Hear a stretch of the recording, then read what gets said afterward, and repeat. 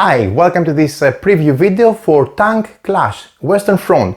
This is a fast-paced World War game focusing on World War II and specifically on tank battle between exactly two players, which is very simple, very easy to get behind with a few rules and extremely fun. I had a blast playing it and I highly recommend it. I'm saying it up front because this really focuses on sheer fun and enjoyment of the tension and the clash between two players with their different tanks and the different, let's say, tactics and maneuvers on the battlefield. So the game has some really cool ideas. Basically, every time you can have a different type of map because it's modular. So you have a hex-based but a completely different every time board that you can set up. And each player is going to try to win by fulfilling one of the three conditions, which I'm going to explain over the course of the video. The main portion of this video is to show you how the game plays, explain all the rules with timestamps so you can go and jump directly to the specific chapter of the rules that you're going to see and see how it plays out. And I'm going to use examples as well. If you manage to perform one of those three victory conditions, you win the game. But the game offers a lot of replayability as well, and this is one of the pluses which I'm going to cover at the end of this video, because it offers fog of war, different types of maps, concealment, and different things that they're adding a lot of different ways to enjoy the game. The system is there, it's the same, but it adds a bit of flavor and a bit of different ways to try and play it and enjoy it, which are also really cool. So cool that I'm not sure which is my favorite one to begin with, because I tried several. So the game has some well-known ideas, like I don't know, terrain type, which can be used for concealment and affect movement if you're in forest, or a line of sight, which is very simple to follow, no difficult line of sight here, which I loved. Just behind an obstacle obstructs line of sight, that's it, fair enough. And then you have different types of tanks, which are symmetrical for the two different sides, Americans and Germans. With a different movement speed or different range and firepower and different amount of dice that they roll depending on the type of tank. Tiger should be fearsome compared to, I don't know, Panzer, which are the medium backbone of the tanks, and the same goes for Pershing and Shermans.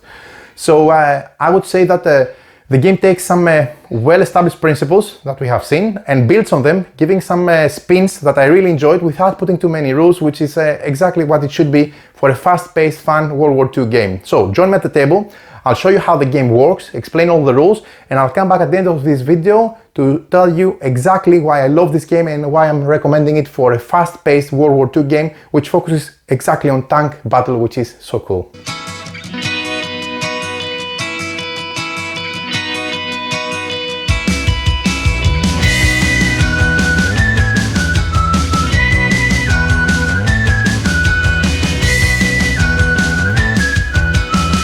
During World War II, German tank offensive in Poland and France proved that armor was essential for victory. America had to move quickly to develop its own tanks. Although Germans created very fearsome tanks, the Americans managed to use innovative tactics and its industrial might to counter them. Welcome to Tank Clash Western Front, a casual and easy to understand World War II tank versus tank combat game with light strategic options for two players. So let's familiarize ourselves first with all the components of the game.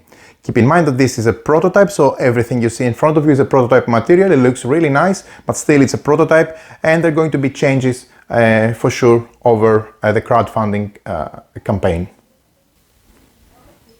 Okay, there are several contents in the game. We have 4 terrain boards, which are these 4, 1, 2, 3, 4, that they come together to make up the game map, and they are modular, so you can combine them in different ways, so you can have different setup every time. There are 6 mission cards which have this back, and these are the secret objectives that players are trying to achieve behind the eyes of their opponent. There are 12 tactical cards. These are tactical cards. These are the tactical cards, these are the morale cards. The tactical cards have this back, they are green and they say tactical, and they're one set for each player. So specifically you have 3 red and 3 blue for each player. They have exactly the same tactical cards. You have the air support, the artillery support, the infantry support, and then you also have the smoke, the repair and the mines. Each player has one set of 6, but they can only be used once per game, so you have to make them count when you time the correct timing in order to use them and benefit from their effects. Also, there are 12 morale cards. These are the morale cards that you see. They have different color coding, and they fall under different categories of cards, and they can give an advantage for sure once used correctly. I'm going to cover them later. We have 24 armor tokens, and these armor tokens you can find them in either for the one side, the Germans, or for the other side, the Americans. These are nice thick tokens that are under the pile of each of the tanks, representing the amount of armor as indicated on the reference card here. There is also 14 damage tokens, so these tanks can take damage token before taking enough so that they have to remove one of their armor, if any. And there are also 6 acrylic dice that you have for resolving the combat, and there are also 2 aces, which I have already included in the stack in one of the tanks during setup, because this is the game already set up for starting the game. So a word about the 2 bridge tokens that you see here. These are Kickstarter stretch goals, so they're going to be hopefully unlocked together with the reference cards, as you see. And also I know that the publisher is trying to get one additional art on the back of each of the board, have a winter map which they're designing, and they're hopefully they're trying to unlock. I will try to unlock it as a stretch goal. So these are some of the perks that they have. Also, the game is accessible on Tabletopia for free to play option, so that you can try it. And last but not least, there is a possibility that the STL files for Chubby minis for tanks will be offered in the campaign, and they're trying to find maybe some possible solutions for having some minis. Maybe this can be something to be revealed during the Kickstarter campaign. So let's first of all see the type of tanks we have. We have different types of tanks. We have 3 specific different types of tanks, both for the German and the American forces that pit against each other. First of all, we have the medium tank. So for the medium tank, you have the Panzer versus the Sherman, and you can see that they are medium tanks from the reference card because they are referred to as medium tanks. And here are the stats, and here is a bit of story and background about each type of tank depending on their type and their specification. And this is a M4 Sherman respective medium tank. So you have one medium tank from one side versus one medium tank type from the other side. Then you have the heavy tank, which is the Tiger, as you can see here, versus the heavy American tank, which is the Pershing. And then you have the tank destroyer, which is the Marder from the German forces, versus the Hellcat from the American forces. The firepower, armor and speed of the opposing forces are symmetrical, so the gameplay is balanced no matter which side each player chooses. Now, let's put them quickly under the microscope. We have the Panzer. The Panzer is a medium, the Panzer IV is a medium tank. Was the most numerous German tank and was continuously produced throughout the war. It started service as a support vehicle, but through numerous upgrades became a formidable main battle tank. It has 2 firepower, 2 armor and 3 speed, as indicated on their stats respectively over here. Then you have the Marder. The Marder, Marder 3 specifically, was essentially an anti-tank gun mounted on a tank chassis. It was top opened and had thin armor, but effectively it was providing high and long range firing support with mobility. This is depicted by having 4 firepower, 1 armor and 3 speed. Last, the German forces have their heavy tank, which is of course the Tiger one. The Tiger was a German heavy tank that was mounted with an 88mm gun and had thick armor. Though it was a formidable in battle opponent, the Tiger was difficult to maintain and expensive to produce. On the other side, we have the M4 Sherman, which was the most widely used medium tank by the United States and its allies during World War II. It featured a 75mm main gun and had a crew of 5 personnel and was mechanically reliable. It has firepower of 2, armor of 2 and speed of 3, as you can see. And this is the backbone of the United States tank army. Then we have the M18 Hellcat, which was a versatile and effective open turret tank destroyer. It had thin armor but was fast and agile, which allowed it to outmaneuver enemy tanks on the battlefield. This is depicted by having 4 respectively firepower, 1 armor and 3 speed, similarly like the Marder from the German, the tank destroyer Marder 3 from the German side. Then we have the heavy tank, which is the M26 Pershing. M26 Pershing was the Allies' answer to the German heavy tanks, fitted with a 90mm gun and a heavier armor. It arrived too late in the war to have a significant impact though, and their stats are 3 firepower, 3 armor, but only 2 speed. Now, game setup. Players can choose or randomly draw which side to play. Each player draws a secret mission card and keeps it secret because it dictates strategy and critical situation for winning. The 3 types of secret mission cards. Let's see them. We have capture an enemy checkpoint, destroy all enemy medium tanks, and kill enemy ace. Players may have the same secret missions. So let's see them. Capture any enemy checkpoint, capture any enemy checkpoint, destroy all enemy tanks, and kill enemy ace, kill enemy ace. So these are shuffled and each player is going to pick one secretly during setup and keep it face down only for the rise. Players can win the game by reaching 1 out of the 3 goals. First, capture the enemy base. Second, destroy all enemy tanks. Or third, fulfill their secret mission. Players can also opt for a victory point winning condition. We're going to explain it at the end of this video, where you can have a victory point system for accumulating victory points based on your actions. And when playing for victory points, you don't draw secret mission cards like we do now, you disregard the 3 goals I just mentioned. In order to start the game, you take this double-sided insignia token, you flip it, and that indicates, off screen, of course, why not, that this side is going to be starting as the first player the game. In this case, the Germans are going to be the first ones to start in the game. Then, you take the morale deck with all the cards, make sure to shuffle them thoroughly. I'm going to cover the morale cards later on, how we acquire them and what do they stand for. But in terms of setup, you just take the deck, you shuffle it thoroughly, and then you deal each player one type of each of the tactical cards, which they place face up on the table. So they don't start with any morale cards, you just shuffle the deck, make it a face down pile and leave it there. But you take the respective tactical cards, you find one set for each of the players and you place them in front of each player for easy use face up.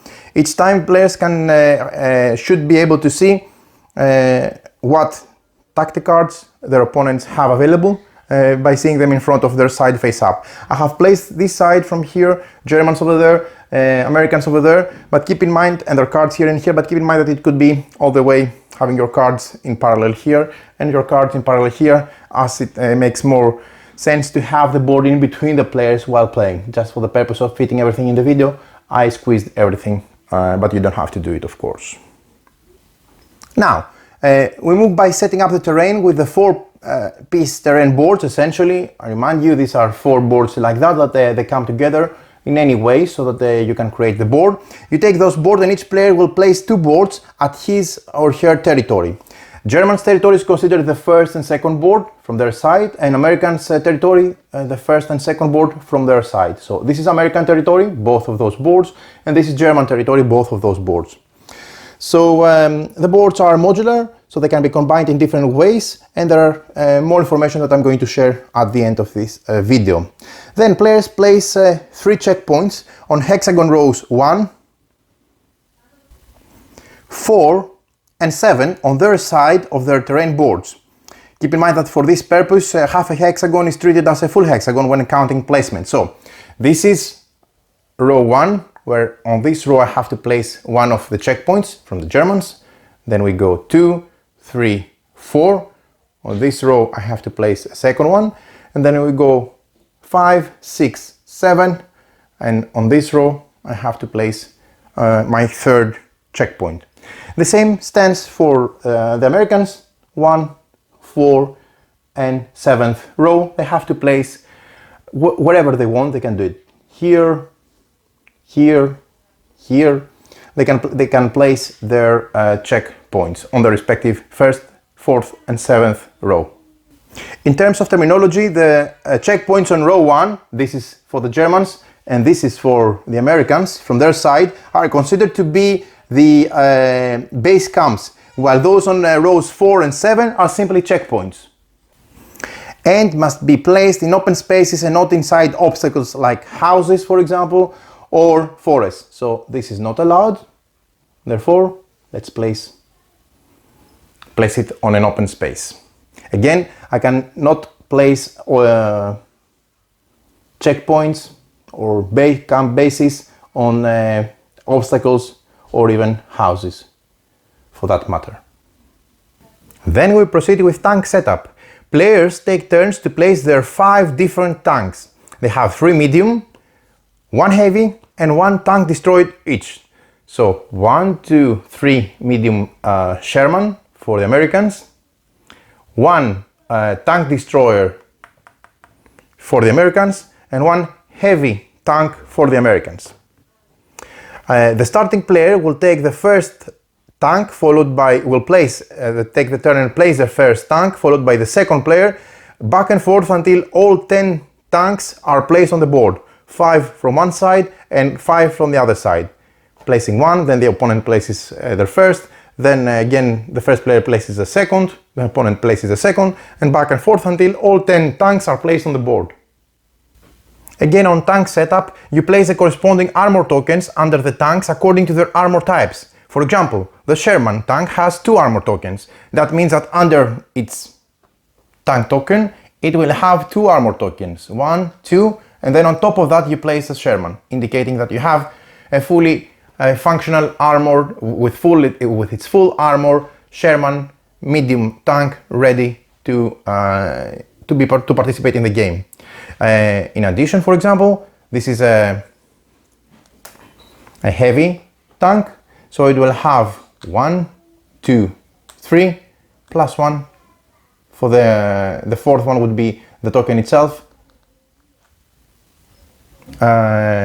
Markers. So 3 for the armor, and then on top of that you put the heavy tank. Also keep in mind that there are markings to help identify tank types. So the heavy tank has 3 markings, the medium tank has 1 marking, and the tank destroyer has 2 markings. So that not only the art but also the markings are useful to determine quickly what's what on the battle with a quick look. Next, you assign your tank ace, your tank ace token. This is for the Germans and this is for the Americans, to any of your tanks by placing it on top of its armor but below its respective token. So for example, if I wanted to place it here on this puncher, I would put it just below the actual token of the tank. But I can choose accordingly. I'll come back to the tank aces later on. Now, moving to player actions. Each player has 2 actions per turn. The player can perform the action on 1 or 2 tanks. For example, 1 tank moves and a second tank moves, or 1 tank attacks and a second tank attacks, or third, 1 tank moves and attacks, or fourth, 1 tank attacks and moves. Players cannot use a single tank to move twice or attack twice during their turn. So quickly to show these options visually. So as we said, the first option is 1 tank can move and a second tank also moves. So for example, this Panzer moves all the way up to 3 speed based on their stats, so they can go 1, 2, 3 for 1 action, and the Tiger has 2 speed, they can go 1, 2. That's it. If that wasn't the case and I had another selection as another option, I could say that 1 tank attacks and a second tank attacks, as long as they have something in range, because now there's nothing in range. But that means that maybe I activate this tank to attack, boom, and then I activate this tank to attack again, boom, if they had targets in the range. A third option to spend the two actions is one tank moves and attacks. That means that this tank can move 1, 2 and then attack, or it can first attack and then move, usually taking cover after attacking. So these are the four options. Now let's talk about tank movement. Players may move their tanks up to the maximum distance stated in the stats cards during their turn. Again, I'm reminding you that the different stats are here, so the speed of each type of tank is depicted with the dots, the pips. You have 3 for the medium panzers, 2 for the heavy ones, and 3 for the tank destroyer. The same goes for the Americans, it's just that they have their respective own type of specific tanks, but they also have balanced stats because they're symmetrical. So, for example, a Sherman's tank speed is 3, the same goes for the Panzer, so that means that they can move up to 3 hexagons, so it can go 1, 2, 3. There are 4 different terrain types that will affect a tank's movement or attack in varying degrees. So, flat terrain like grass, this is grass, this is grass, or for example, this is considered rocks, or this is considered sand. All these types of terrain are flat. They have no effect on movement, no additional rules on top of the movement points that each tank can afford, and they have no effect on attack. So you can freely move all the way up to your allowed speed from your stats on sand. This is considered also either sand or grass, doesn't matter, grass, and you can also have, for example, rocks like this, or maybe that one here. You can see it very well. So anyway, all this type of terrain is flat and do not have any effect on movement nor on attack. Then we have a river like this and that and this and that. This terrain is a basic obstacle. It blocks movement. It has no effect on attack. And you need to cross it via a bridge in order to cross a river. So I can only cross this river by going over the bridge to continue moving. But if I'm here and I'm within range to one of my opponents, I can attack because attack is not blocked by the river. Okay, they just forbid you to move across unless you pass over the bridge. Then of course you have the forest. Okay, so the different forest tiles, or hex I should say, they have this icon, so these are considered forests. Okay, so forest areas are denoted by yellow outline hexagons, so you don't have to worry about spotting the art. It's easy enough, but you see they also have yellow highlights around their hexes. These are considered tall obstacles. They remove the movement to 2. So no matter how much movement you have, if I want to move my Sherman towards this direction, my Panzer, even though I have 3 movement speed and I can, in theory, can go 1, 2, 3. Since I'm going to move, I want to go via this road, let's say, forget about going sideways, I can only move 1. So they limit the movement to specifically and exactly 1 space. They reduce it to 1. Last but not least, we have the buildings, which can be destroyed houses, for example, are not obstacles, okay, if you have destroyed houses. But if you have non-destroyed houses like this one, these are solid obstacles. They block movement, so you cannot pass through a house, obviously, and they also block attack, as we're going to explain later. So terrain effect. Trees can provide good concealment for tanks, and if a tank is on a tree terrain, yellow borders I remind you, an enemy tank has to be within 2 hexagons to be able to spot and shoot it.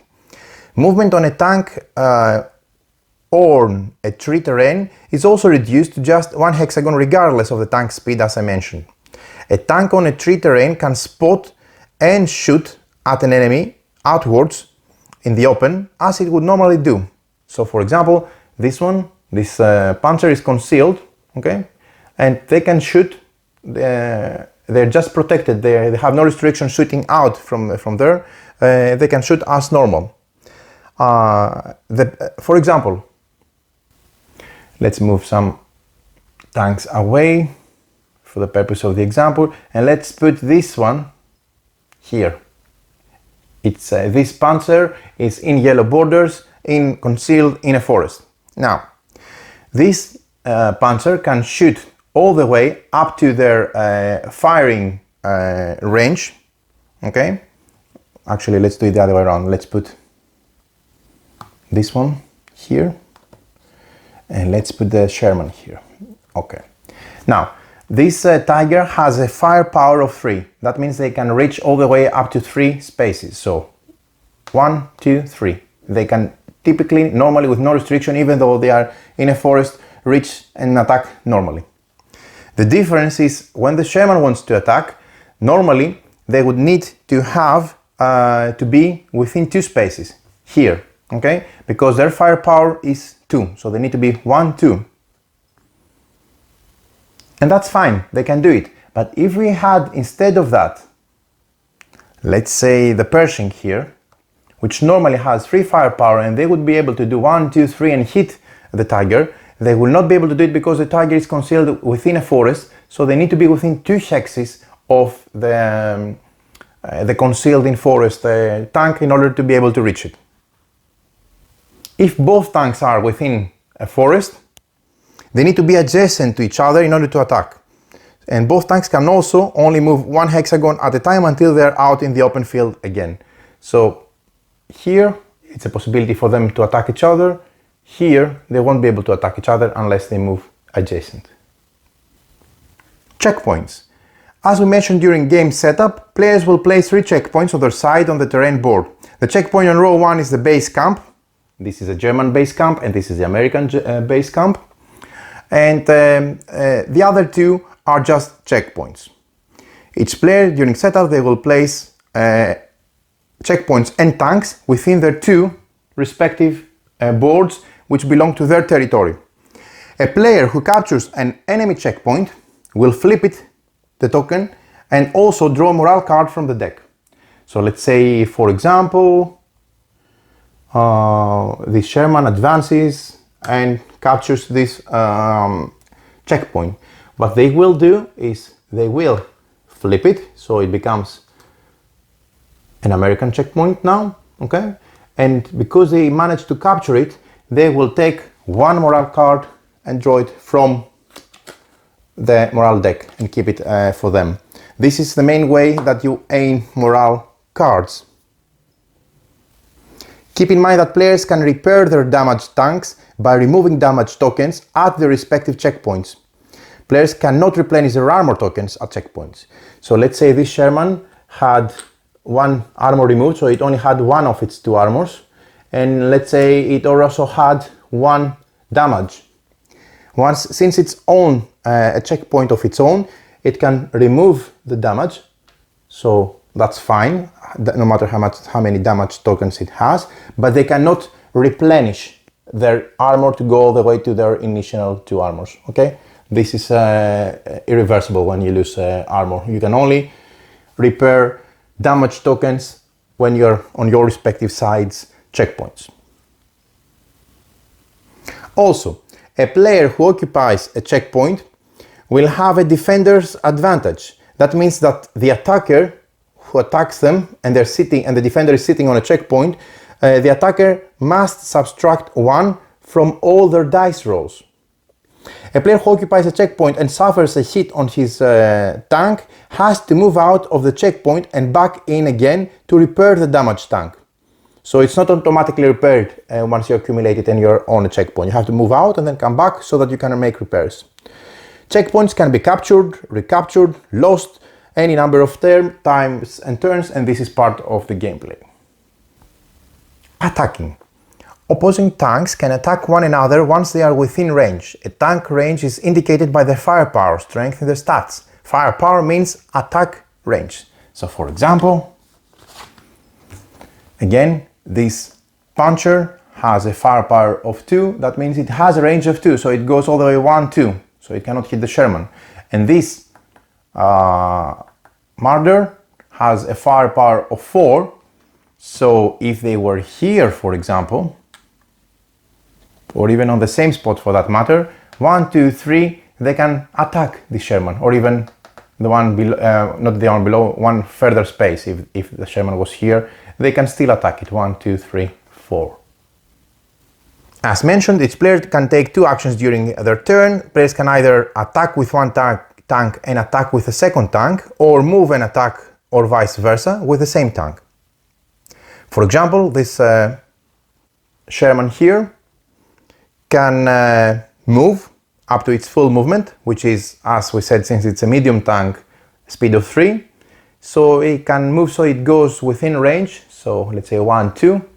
And then they can, since they are within their firepower range, which is their attack range, 1, 2, because they have 2 firepower, they can attack this puncher respectively. Line of sight. Besides being in range, opposing tanks can need also to have line of sight in order to attack one another. The line of sight is very simple, only direct barriers can obstruct 2 opposing tanks. For example, there is no line of sight between those 2 tanks because there is an obstacle, a house, so neither this can fire or this can fire. Okay? Even in the open air, if we are here, for example,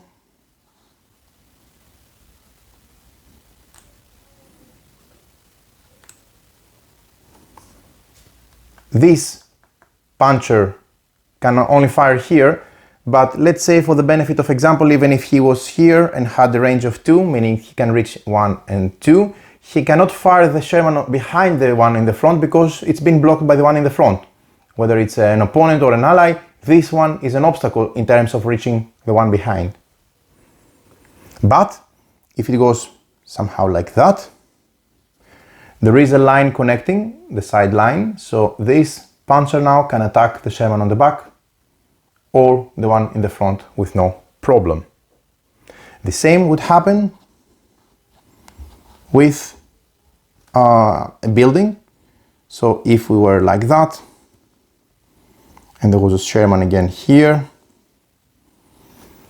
they can attack each other because now the house is not obstructing anything. Dice rules. So, the goal when attacking an enemy tank is to remove all its armor tokens and finally destroy the tank token on the top. For example, it requires 3 hits to remove the 2 armor tokens from the Sherman. Let's move it off the checkpoint so it's not confusing. Okay, so it has 2 armor tokens. That means you need to remove the 2 armor tokens and then one more time destroy the tank, which will be the 3rd token on the top. A player may roll 2 or more dice to execute an attack, but only 1 die counts towards the roll criteria. So let's see what the number counts for. If we roll a 1, which is the worst that we can roll, we have no effect. So let's say the puncher fires and rolls with 2 dice, 2 aces. The highest number is an ace, so we only consider the highest of the 2. That means that the tank misses, no effect. If we roll 2, and again, this puncher will roll 2 dice because they have 2 firepower. Let's say they rolled and they had a result of 1 and 2. The higher number is the 2, and we only consider the highest number. So what does 2 means? 2 means that the opponent retreats 1 hexagon. In this case, the opponent must retreat 1 hexagon either to this side or to that side, their choice. What happens when you roll a 3? Once you roll a 3, the result is that the opponent gains 1 damage token. So you take 1 damage token and you place it on your opponent. If you rolled a 4, that means that the opponent gains instantly 2 damage tokens. So if it was undamaged, they would take 2 damage tokens and place them on top of their tank pile, indicating they received 2 damage tokens. If we rolled a 5,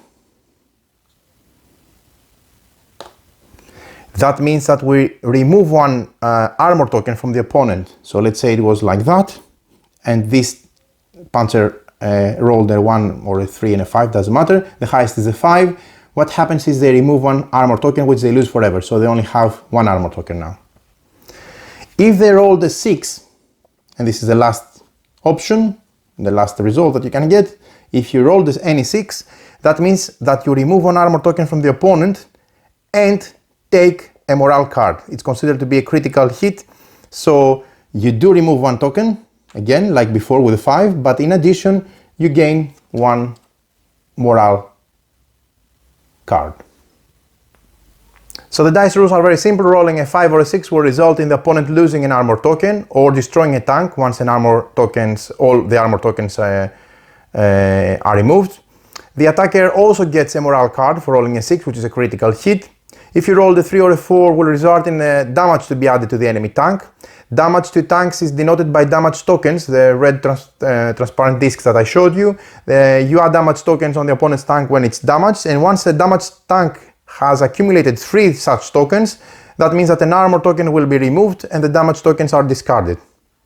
So if I had 2 already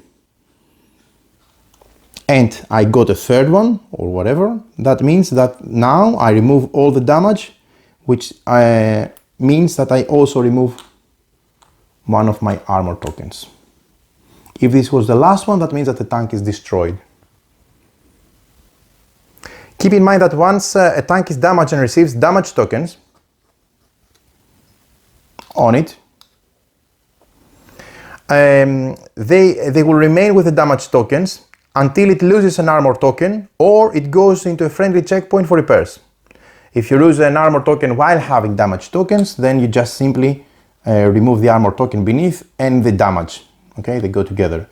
But you can repair those damage tokens if you are on your friendly checkpoints. Last, if you rolled a 2, that means that the enemy tank has to retreat 1 hexagon, as I have shown you, and the winning player will get to decide on which hexagon the losing tank is going to retreat. So if you retreat on a 2, it's not the Sherman deciding. Sorry if I said it by mistake the wrong way before. It's not Sherman deciding if they go there or there, it's the attacking player who decides towards where is the retreat. And last but not least, the horrible one. If you roll a 1, you have no effect for the opponent because it's simply a miss. A word about tank aces. Each player, as we said, during setup they get 1 tank ace, and at the start of the game they assign an ace to a tank by putting it under that tank's token. This will boost the attack strength of that tank by +1 for every dice roll. So for example, let's say this is carrying the ace for this Pershing. So if they rolled, for example, with their firepower 3 dice during an attack, and let's say they had 5, 4 and 3, that means they can do one of their 5, 6, so they have a 6, which becomes the best result immediately. So the tank ace will remain with the same tank throughout the game. He cannot switch tanks and will be removed from the game when the specific tank that carries him or her is destroyed. And you can also have an alternative tank ace ability if you wish, where the tank ace can reroll 1 die during an attack. The tactical cards. As we said, each player gets 1 of each of the types of the tactical cards at the start of the game. There are 6 types of tactical cards, 3 offensive, red ones, and 3 defensive, blue ones, that each player will have face up in front of them from their side of their table. Now, we have the artillery support, which is this one, and it has clearly a pattern that you can see on the card itself. It's over here, okay? The effect is simple. The tank on the selected hex loses 1 armor token in the middle, and in addition, any tank on surrounding hexagons adds 1 damage token, so it has a massive effect once done correctly.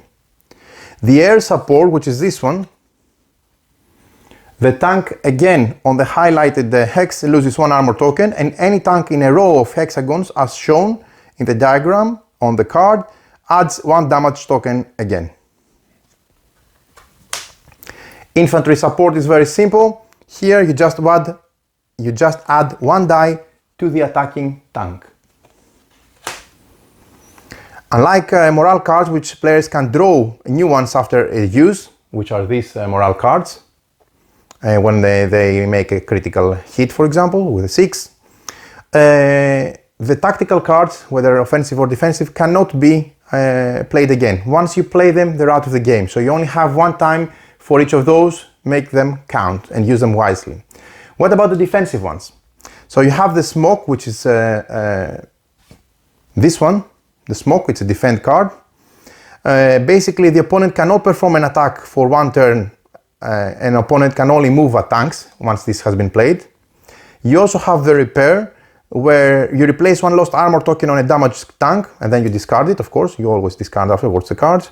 And the last one is the mines. You add 2 damage tokens to any enemy tank in the player's territory. Tactical cards are used at the start of the player's turn and can be used only once per turn.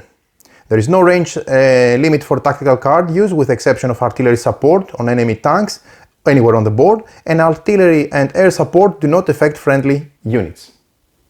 So you play the card, then you either remove it or you turn it face down so that it's visible that you cannot use it again for this game.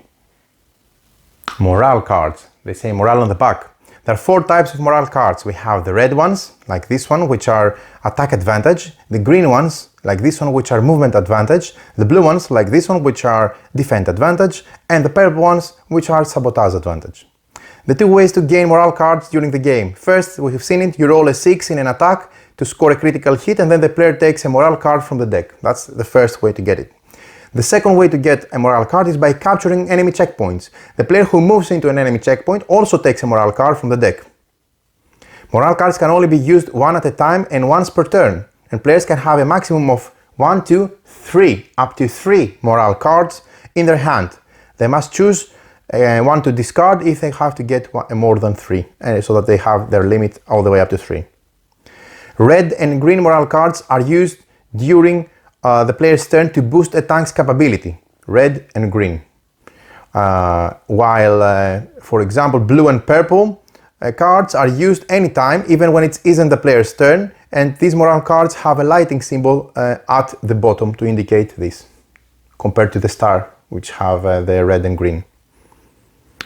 So you use morale cards and then you place them in a discard pile, and if the discard pile runs out, you reshuffle and you make a replenish to make a new deck. And for precise usage of the morale cards, for example, when to use a card before or after a dice roll, you can refer to the rulebook, which states exactly when you can use it. Otherwise, players who prefer to mutually agree on when the morale cards can be played. For example, from the attack cards, the sniper, the experience and the reinforce, which are all red, they are before the dice roll. For the defend ones, the conceal before the dice roll, the deflect, which is again blue, after enemy dice roll, and the overall anytime. For the movement, the transport at the start of the movement, the same goes for the refuel, and the same goes in the airport, the airdrop at the start of the turn. And last, the sabotage, anytime, the same for the demolish, and then you have the ambush, which is before the enemy attacks. So, earning morale cards, players may choose to earn morale cards in an alternative way. So instead of earning morale cards by critical hit, morale cards can be earned when a player tank crosses into their territory, into enemy territory, so as a reward. And this makes players to move their tanks into their opponent's territory faster, so each tank can only earn a maximum of 1 morale card this way. So there you have, these are all the rules for Tank Clash Western Front. There are some supplementary rules if you wish to use them. You can have victory points to win system, besides the normal system. So besides ending the game by fulfilling the secret missions, players can win by gaining victory points instead. So victory points are earned by accomplishing any of the following tasks in any order. So you gain 2 victory points if you destroy a heavy tank, 1 victory point if you destroy a tank destroyer, and 1 point if you destroy a medium tank. Then if you kill the tank ace of the opponent, you also gain 1 point. If you capture enemy checkpoint, you gain 2 points. And if you move 3 tanks into enemy territory, you gain 2 points. The first player to reach 5 points in total wins the game. And when using this win condition, of course, the secret mission cards will not be used and they're going to be returned into the box. Another option for supplementary rules is to have Fog of War. And during the setup phase, tanks are placed with the reverse side facing up on the board. And you place the ace under the designated tank and 1 armor token under each of the remaining tanks. This ensures that each tank stack is the same height and players will not know each other tank types. And during gameplay, players will reveal their tank when an enemy tank comes into range and has line of sight. And once a tank is revealed by the enemy, you flip the top token to reveal the tank type, and then you restore its armor to its original strength. Opposing tanks must both be in range in order to each other before they are revealed, and continue the game as usual until a player reaches a winning condition. This adds a lot of excitement with the Fog of War, and you can move concealed tanks at 2 hexagons each time so that the opposing player cannot determine again the tank type. Last but not least, you have the tactical card activation. For attack tactical cards, air, artillery and infantry, the red ones, the 3 ones on the top, players have to perform a successful dice roll to activate the effect. Players throw a 3 to 6 die roll to execute a successful attack, and this makes it more difficult for the players to inflict damage with tactical cards and have to rely on tank warfare instead. And of course there is alternative terrain board. You can mix and match the boards either in a straight line or combine them in a 2x2 grid, making a square overall map, or you can have like a zigzag as described into the rulebook. So this gives also a lot of different ways to play the game. So there you have it. This is all you need to know on how to play Tank Clash Western. Okay, there you have it. So I would say that this game in a way tries to achieve something similar but on a different scale, like Memoir 44, which is one of my favorite medium light World War II games. I like it even though I enjoy also more difficult and more complex war games, and the reason I like it is because it's fun, accessible and geared towards having a great time. And this is what this game does. It uses, for example, ideas like dice resolution for the battle, terrain restrictions or terrain movement which is affected by, I don't know, forest which can be concealed and it's more difficult to spot you in the forest, or you move slower though because you are surrounded by trees, etc. And things like that which we have seen, but it also adds checkpoints. It adds, I would say, the tactic cards, which is a set of cards, 6 cards, specific cards for each side, and they are the same, 3 offensive and 3 defensive. But what is important here is you have to time really well when you use these cards, because once you get to use one tactic card, then it's out of the game for the whole game. So if you are too, I don't know, nervous to pull the trigger, maybe then your opponent has the reserves and they can have more tactic cards and use them at the correct timing, and then this can make the difference on a critical point of the game. The game is fast, the game is tense, the turns are quick back and forth. I hear that they're going to make they provide the STL files for minis for the tanks, even though I like the tokens on this game. They work really well, specifically with the armor, etc. Or maybe do some, I don't know, minis as a part of some unlocks on Kickstarter. I don't know. It's in any case, the game, as I played it, I really enjoyed it, even if it has no upgrades at all. I mean, no extra add-ons or something like that, because the game is fully functional. I like the fact that it can be played and set up really, really fast, because again, I'm comparing it to Memoir 44. Okay, it's simpler than Memoir 44 because it focuses only on tanks, so it doesn't have infantry, artillery, etc. But the reason I'm comparing it because I love playing Memoir 44, but sometimes I don't have so much time specifically to set up the war field or the theater of war, because it takes time to put all the minis on the correct place according to the scenario and then start playing. Here you just place 4 boards next to each other, you take a set of 6 tactic cards, and then you just take turns placing your 5 tanks, and that's it, you start immediately. So this is also a huge plus in my book, because sometimes you want a fast-paced, quick, fun war game, specifically focusing on tanks. I highly highlight this aspect. I like tank warfare, which is very, very focused, I would say, but very also interesting as well. And then it falls down to the players to take the advantage of the different plus and minuses of their tanks. You know, heavy tanks have a lot of firepower, but they're slower, and the medium tanks are many more. You have 3 medium tanks, 1 heavy tank and 1 tank destroyer. So strategically placing those around the board or moving them to the correct position or withdrawing them for defense purposes, it really matters, because it gives a lot of opportunities and maybe even the upper hand at some point to one side or the other. So simple rules, fun, highly enjoyable. I really recommend it. If you like fast-paced World War II games, there you have it. This is Tank Clash Western Front.